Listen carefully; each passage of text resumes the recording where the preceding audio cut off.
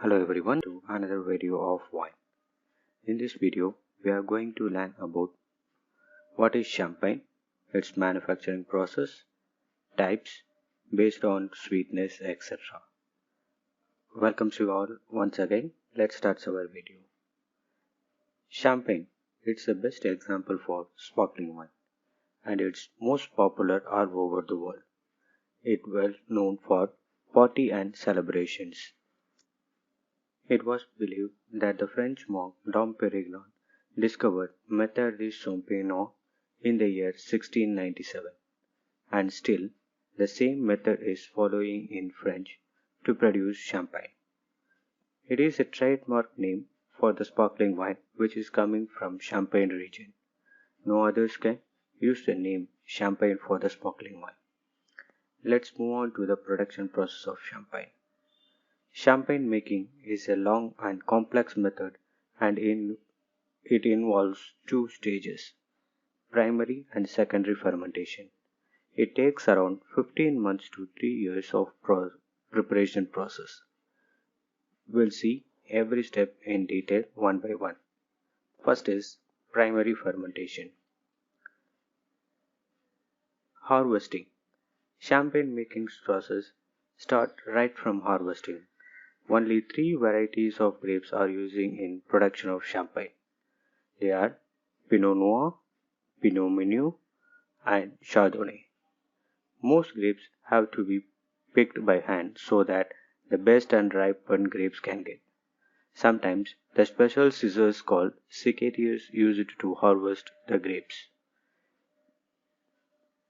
After harvesting, it been grading to ensure the quality of the grapes and then weighed to calculate the yield in future. Next step is removal of stalk and pips. As we know that it contains the chemical called tannin and the pips contains oil content. It will degrade our wine quality. Hence it's removed and the remaining part goes through the mechanical press. In this stage we will get must. Must is nothing but it's a mixture of pulp, skin and juice. Next stage is fermentation. It is a primary fermentation. Must added with yeast solution to start up the fermentation process. In this process, yeast react with sugar glucose in the grape juice and convert them into ethanol and carbon dioxide. Next is sulfuring. During the fermentation process, sulfur is added on top of the fermentation tank. It creates a layer on top of the tank. It helps in preventing the oxygen to enter into the tank as well as the CO2 will not goes out of the tank. After the fermentation process, the young wine blended with other similar wine to get the desired color and quality. The blending is one of the major steps in champagne making process. Experts will do this one. Then it is stored in a strong base bottle to withstand the pressure with addition of little yeast solution and seal it with temporary cap to produce more CO2 and ethanol. From here, the secondary fermentation starts. This sealed bottle is stored in cellar for several months to years without any disturbance for second fermentation slowly and to produce more alcohol and carbon dioxide. The next step is removage. After several months to years, the bottles are placed upside down in a special rack called pupitre, which you can see in the picture. In that pupitre, that fermented bottle are placed at a certain angle to settle the sediments at the neck of the bottle. It is the easy way to remove the sediments. Next is degorgement. After removage process, the neck of the bottle are dipped in freezing liquid for several minutes to freeze the sediments at the neck of the bottle, which you can see here.